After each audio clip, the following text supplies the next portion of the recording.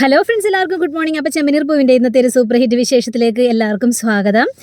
അങ്ങനെ നമ്മുടെ സുധിയും അതേപോലെ തന്നെ സച്ചിയും ശ്രീകാന്തും കൂടി ഇങ്ങനെ ഫുഡ് ഉണ്ടാക്കുക. അപ്പോൾ ശ്രീകാന്ത് ആണെങ്കിൽ നല്ല അടിപൊളി കറിയൊക്കെ ഉണ്ടാക്കി വെച്ചിരിക്കുക ദോശയ്ക്ക് വേണ്ടി. അതെ, ഈ കറി ഒന്ന് ടേസ്റ്റ് ചെയ്ത് നോക്ക് സച്ചിയേട്ടെന്ന് പറഞ്ഞു കഴിഞ്ഞപ്പോഴേക്കും സച്ചി പറഞ്ഞു അടിപൊളിയാണ്, എടാ എനിക്കെന്താടാ. അങ്ങനെ സുധി ചോദിച്ചു കഴിഞ്ഞപ്പോഴേക്കും ആ ചൂടുള്ള കറിയാണെങ്കിൽ സുധിയുടെ കയ്യിലേക്ക് ഒഴിച്ചു കൊടുത്ത്, അയ്യോടാ പൊള്ളിപ്പോയല്ല. ആഹാ, പൊള്ളിപ്പോയോ? നീ എന്ത് പണിയാടാ കാണിച്ചത്?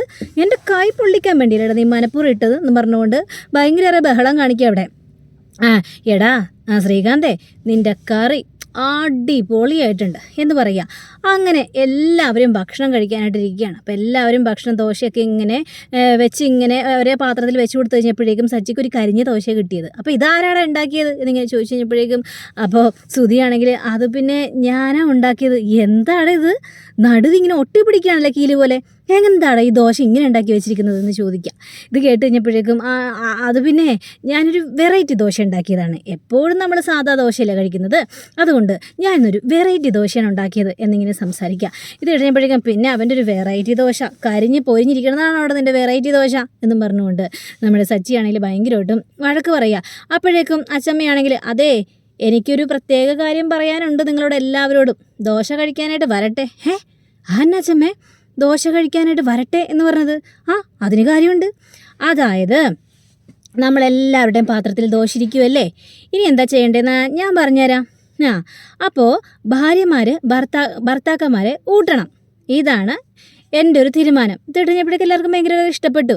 നമ്മുടെ ചന്ദ്രയ്ക്കും അത് ഇഷ്ടപ്പെട്ടു. പക്ഷേ രവിക്ക് തീരെ അങ്ങോട്ട് ഇഷ്ടപ്പെടാത്തൊരു കാര്യമാണത്. അപ്പോൾ ഞാൻ പറഞ്ഞത് കേട്ടില്ലേ, ഇനി എല്ലാ ഭാര്യമാരും ഭർത്താക്കന്മാരെ ഊട്ടിയേ, അതേപോലെ തന്നെ ഭർത്താക്കന്മാരും ഭാര്യമാരെ ഊട്ടണേ എന്ന് പറയുമ്പോൾ നമ്മുടെ ശ്രുതിയും അതേപോലെ തന്നെ സുധിയും അങ്ങോട്ടും ഇങ്ങോട്ടും പരസ്പരമൊക്കെ ഊട്ടിക്കൊടുക്കുക. ബാക്കിയുള്ള എല്ലാവരും രേവതിയും അതേപോലെ സച്ചിയും എല്ലാവരും ഭക്ഷണം അങ്ങോട്ടും ഇങ്ങോട്ടും ഊട്ടിക്കൊടുക്കുകയാണ്.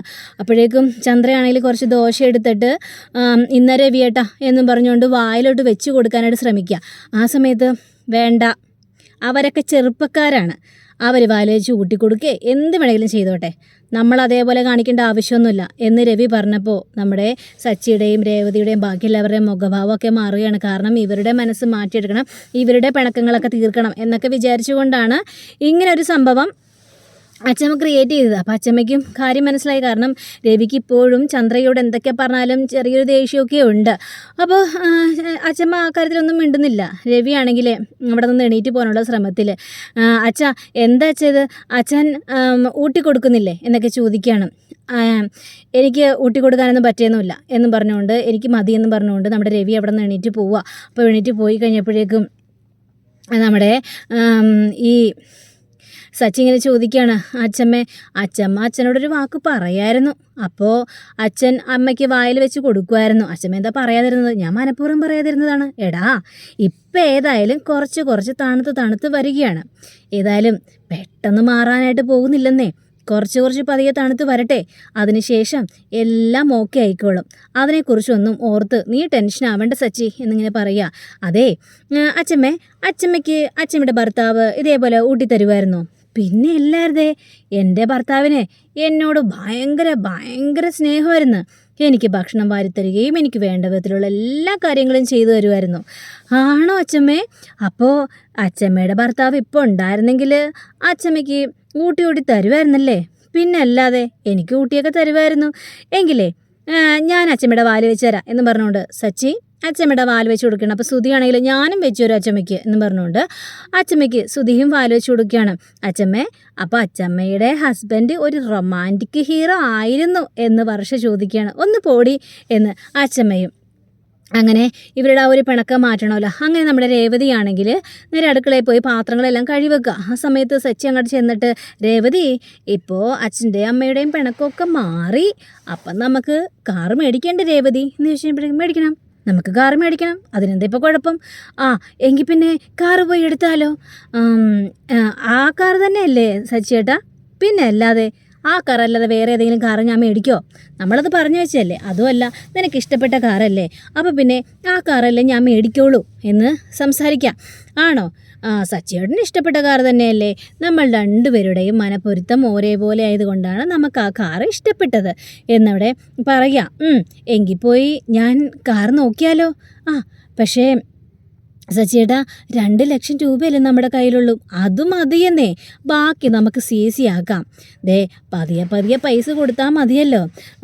ശരി സച്ചിയേട്ടാ, എങ്കിൽ പിന്നെ സച്ചിയേട്ടൻ പോയിട്ട് വാ എന്ന് പറഞ്ഞുകൊണ്ട് സച്ചിയെ പറഞ്ഞു വിടുക.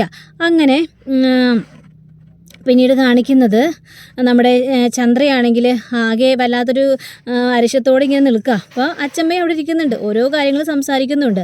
അപ്പോഴാണത് സച്ചി കാറായിട്ട് വരുന്നത്. സച്ചി ഉടനെ തന്നെ രേവതിയെ വിളിക്കുകയാണ്. എന്താ സച്ചിയേട്ടാ? അതെ, കാറ് മേടിച്ച്, എങ്കിൽ സച്ചിയേട്ടൻ ഇങ്ങോട്ട് കയറി വാ. കാറായിട്ട് ആ വീടിൻ്റെ ഉള്ളിലോട്ട് കയറാൻ പറ്റുമോ എൻ്റെ രേവതി? നീ ഇങ്ങോട്ട് ഇറങ്ങി വാ, എല്ലാവരെയും വിളിച്ചോണ്ട് വാ. നമ്മൾ കാറ് മേടിച്ചെന്ന് പറ. നമ്മുടെ ഒരു സ്വപ്നം കൂടി സഫലമായിരിക്കുകയാണ്. അതുകൊണ്ട് നീ പെട്ടെന്ന് തന്നെ വാ എൻ്റെ രേവതി എന്നിങ്ങനെ പറഞ്ഞപ്പോഴേക്കും ശരി, ഞാൻ ഉടനെ തന്നെ വരാം എൻ്റെ സച്ചിയേട്ടാ എന്ന് പറഞ്ഞുകൊണ്ട് രേവതിയാണെങ്കിൽ നേരെ അച്ഛമ്മയുടെ അടുത്ത് ചെല്ലുകയാണ്. അച്ഛമ്മേ സച്ചിയേട്ടൻ കാറും കൊണ്ട് വന്നിട്ടുണ്ട്. ആണോ മോളെ, കാറും കൊണ്ട് വന്നോ? എൻ്റെ മോൻ കാറ് മേടിച്ചോ എന്ന് ചോദിക്കുമ്പോൾ നമ്മുടെ ചന്ദ്രയ്ക്ക് അത് തീരെ അങ്ങോട്ട് ഇഷ്ടപ്പെട്ടില്ല. അപ്പോൾ രവിയോ അങ്ങോട്ട് വരികയാണ്. ആണോ, കാറ് മേടിച്ചോ എന്ന് പറയണം. അതേ, കാറ് മേടിച്ചെന്നോ? നിങ്ങളുടെയൊക്കെ വർത്താനം കേട്ടാൽ തോന്നുമല്ലോ പുതിയ കാറാണെന്ന്. സെക്കൻഡ് ഹാൻഡ് കാറായിരിക്കും മേടിച്ചത്. സെക്കൻഡ് ഹാൻഡ് കാറും കൊണ്ട് വന്നിട്ട് എന്തിനാണ് ചുമ്മാ കിടന്ന് വീം വിളക്കുന്നത്? അപ്പം ചന്ദ്രയും അതേപോലെ തന്നെ രവിയും കൂടി അമ്പലത്തിൽ പോകുന്നതെന്ന് വെച്ച സമയമായിരുന്നു. അപ്പോൾ നമ്മുടെ ഈ അച്ചമ്മയ്ക്ക് കലി വന്നിട്ട് ചന്ദ്രേ, നിൻ്റെ വായ വെച്ച് നീ ചുമ്മാതിരുന്നോളാം. എൻ്റെ മോനെ എന്തു മേടിച്ചാലും അതെനിക്ക് മുഖ്യം തന്നെയാണോ? എൻ്റെ പൊന്നമ്മേ, അമ്മയുടെ പറച്ചിൽ കേട്ടാൽ തോന്നുമല്ലോ അവൻ എയറോപ്ലെയിൻ മേടിച്ചെന്ന്. മേടിക്കൂടി, എൻ്റെ മോൻ എയറോപ്ലെയിൻ തന്നെ മേടിക്കും, അതിൽ യാതൊരു കുഴപ്പവുമില്ല. നീ കണ്ടോ, എൻ്റെ മോൻ ഏതായാലും ഒരു കാർ മേടിച്ചിരിക്കുകയാണ്, ഞാൻ പോയി കാണട്ടെ എന്നും പറഞ്ഞുകൊണ്ട് അച്ചമ്മ നേരെ പുറത്തേക്ക് ഇറങ്ങി ചെല്ലുകയാണ്. എല്ലാവരും കൂടെ ചെല്ലുകയും ചെയ്തു. അപ്പോൾ സച്ചിയുടെ ആ കാറ് കണ്ടു കഴിഞ്ഞപ്പോഴേക്കും അച്ചമ്മയ്ക്ക് ഭയങ്കര ഒരു സന്തോഷം തോന്നി. മോനെ സച്ചി, നീ കാറ് മേടിച്ചല്ലേടാ? അതെ അച്ചമ്മേ, എൻ്റെ ഈ ഒരു സ്വപ്നവും കൂടി സഫലമായി അച്ചമ്മേ എന്ന് പറഞ്ഞുകൊണ്ട് അച്ചമ്മയുടെ മുന്നിൽ ഭയങ്കര ഒരു സന്തോഷ പ്രകടനം നടത്തുകയാണ്. പക്ഷേ ചന്ദ്രയ്ക്ക് പിന്നെ കാറ് ഇത് കണ്ടാൽ തന്നെ അറിയാലോ, പഴയ കാറ്, സെക്കൻഡ് ഹാൻഡ് കാറ് മേടിച്ചുകൊണ്ട് വന്നിരിക്കുന്നു. ഇതേ സെക്കൻഡ് ഹാൻഡ് കാറാണെങ്കിലും എനിക്ക് പുതിയ കാറ് തന്നെയാണ്. അപ്പം നമ്മുടെ രവിയാണെങ്കിൽ എടാ സച്ചി, എനിക്ക് ഇഷ്ടപ്പെട്ടു, ഈ കാറ് കണ്ടു കഴിഞ്ഞിട്ടുണ്ടെങ്കിൽ പുതിയതാണെന്നേ തോന്നുള്ളൂ. അപ്പോൾ ശ്രീകാന്തം പറയണം, അത് ശരിയാണല്ലോ, ഈ കാറ് കണ്ടു കഴിഞ്ഞാൽ പഴക്കമുള്ള കാറാണെന്ന് തോന്നൂല, നല്ല പുതിയ കാറ് പോലെയാണെങ്കിൽ എനിക്ക് തോന്നുന്നത്. എനിക്ക് വളരെയേറെ ഇഷ്ടപ്പെട്ടു, നന്ദിയുടെ ശ്രീകാന്തേ എന്നും പറഞ്ഞുകൊണ്ട് സച്ചി അവിടെ ഇതൊക്കെ നോക്കണം. ഏതായാലും അമ്പലത്തിൽ പോകണം. അച്ചമ്മയും കൂടെ അമ്പലത്തിൽ വരണം. ഞാൻ വരുന്നൊന്നുമില്ല, ഞാൻ എന്തിനാണ് വരുന്നത്? അപ്പോൾ നമ്മുടെ രേവതിയാണെങ്കിൽ അതെന്താ അച്ചമ്മ എന്താ വരാത്തത്? മോളെ രേവതി, ഞാൻ വരുന്നില്ല എന്ന് പറഞ്ഞില്ലേ? ഏതായാലും രവിയും ചന്ദ്രയും കൂടി വരുന്നുണ്ടല്ലോ, മോൾക്ക് ഞാൻ പറഞ്ഞ മനസ്സിലായില്ലേ? ഓ, എനിക്ക് മനസ്സിലായി അച്ചമ്മേ. ഏതായാലും നമുക്ക് പോകണോ അല്ലേ എന്നൊക്കെ ഇങ്ങനെ സംസാരിക്കാം. അതെ, അതാണ് വേണ്ടത്. എങ്കിൽ പിന്നെ നിങ്ങൾ പോയിട്ട് വാ എന്നൊക്കെ ഇങ്ങനെ സംസാരിക്കുകയാണ്. അപ്പോൾ നമ്മുടെ സച്ചിയാണെങ്കിൽ അതെങ്ങനെ ശരിയാവും അച്ചമ്മയും കൂടി വരുന്ന അമ്പലത്തിലേക്ക്. രേവതി, ഇവനോട് ഞാൻ എങ്ങനെയാണ് കാര്യങ്ങളെല്ലാം പറഞ്ഞ് മനസ്സിലാക്കേണ്ടത്? എത്ര പറഞ്ഞാലും ഇവന് ബോധമില്ലേ?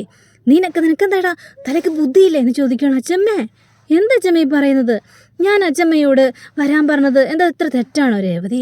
ഇവനൊന്ന് പറ മനസ്സിലാക്കി. സച്ചിയേട്ടാ, എന്താ സച്ചിയേട്ടത്? എന്താ രേവതി? അച്ഛനും അമ്മയും. അപ്പോൾ നമ്മുടെ സച്ചിക്ക് കാര്യം മനസ്സിലായി. ഓ, അച്ഛനും അമ്മ, ശരി, എങ്കിൽ പിന്നെ അച്ചമ്മ വരണ്ട അച്ചമ്മേ. ഓ എൻ്റെ ദൈവമേ, ഈ മന്ദബുദ്ധിക്ക് ഇപ്പോഴെങ്കിലും കാര്യങ്ങൾ മനസ്സിലായല്ലോ. എന്താ അച്ചമ്മ ഇത്? എങ്കിലേ നിങ്ങൾ രണ്ടുപേരും കൂടി വണ്ടി കയറിയേ എന്നും പറഞ്ഞുകൊണ്ട് ഇവരങ്ങോട്ട് വണ്ടി കയറുക. പിന്നീട് കാണിക്കുന്ന നമ്മുടെ സുധിയാണ്. അപ്പോൾ സുധി ഷോറൂമിൽ പോയി ഭഗവാനോടൊന്ന് പ്രാർത്ഥിക്കണം, എൻ്റെ ഭഗവാൻ എന്നിങ്ങനെ പരീക്ഷിക്കരുത്, എനിക്ക് ഇത്രയും ഇതൊക്കെ തന്നു, എന്നിട്ട് വീണ്ടും എന്നെ പരീക്ഷണത്തിൽ കൊണ്ട് ഇടാൻ നിൽക്കരുത് എന്ന് പറഞ്ഞുകൊണ്ട് നിരുമ്പോൾ സുധി എന്ന് പറഞ്ഞിട്ട് വിളിക്കുക. ഇത് കഴിഞ്ഞപ്പോഴേക്കേ ഭഗവാനെ, അങ്ങാണ് എന്നെ വിളിച്ചത്? സത്യയോട് അങ്ങാണ് എന്നെ വിളിച്ചത്? സുധി, ഇങ്ങോട്ട് നോക്ക്, ഞാനാ വിളിച്ചത്.